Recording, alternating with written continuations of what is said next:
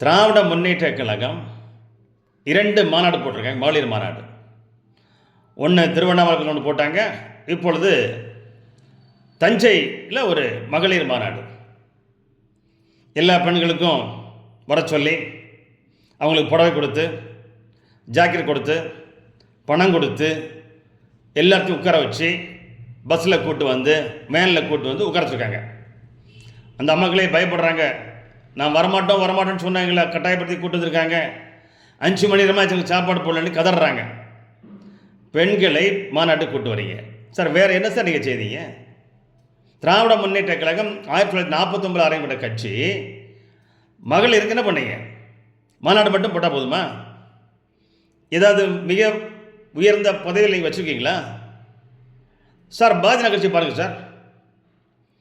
திரு நரேந்திர மோடி அவர்கள் 2014 இந்தியனுடைய பிரதமராக வந்தபோது பாராளுமன்றத்தினுடைய ஸ்பீக்கராக, சபாநாயகராக திருமதி சுமித்ரா மகாஜனை இந்தியனுடைய பாராளுமன்றத்தினுடைய சபாநாயகராக நியமித்தார் சார்.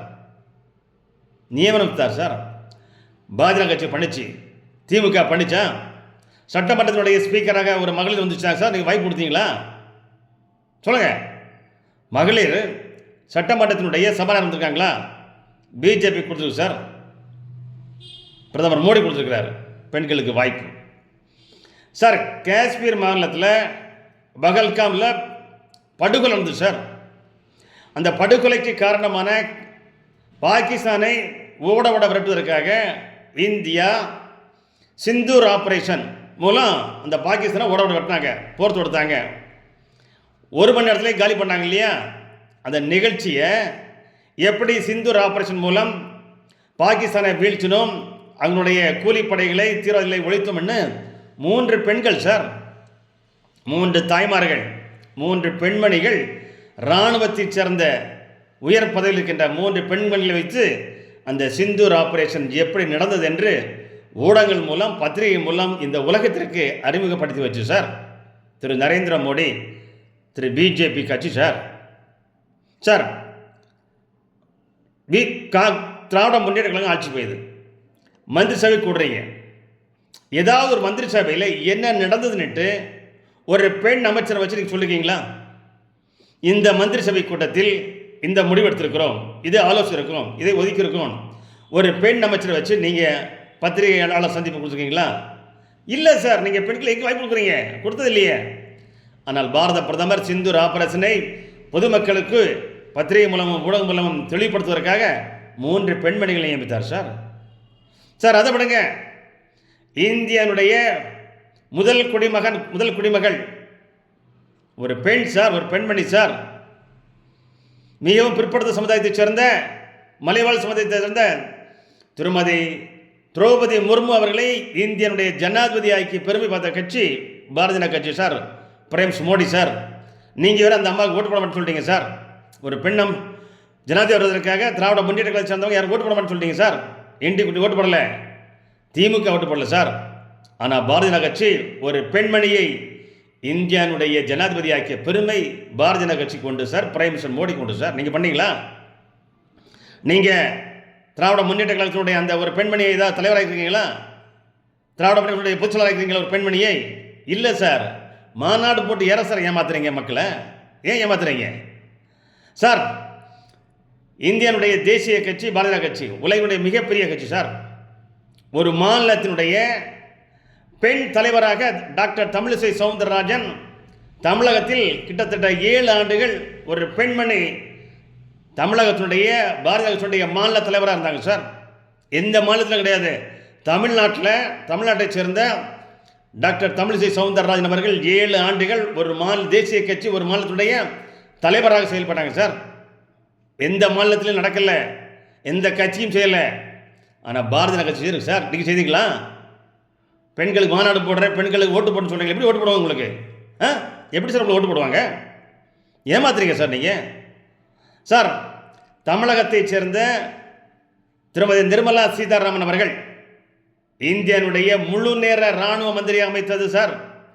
இந்தியனுடைய முழு நேர இராணுவ மந்திரியாக அமைத்தவர் இன்றைய பாரத பிரதமர் திரு நரேந்திர மோடி சார்.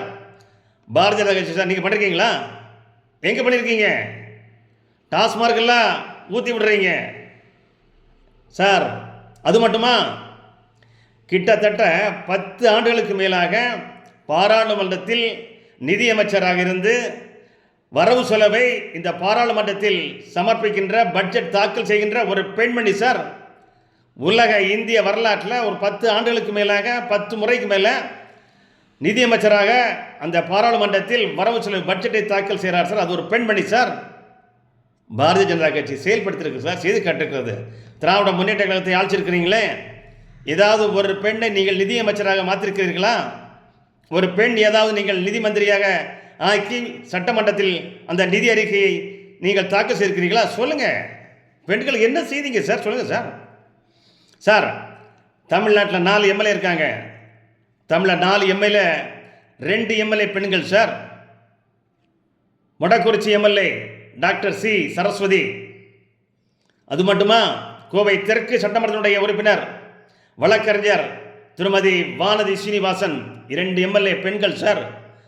4 எம்எல்ஏல 2 பெண் எம்எல்ஏ சார். 50-50, 50க்கு 50 சார்.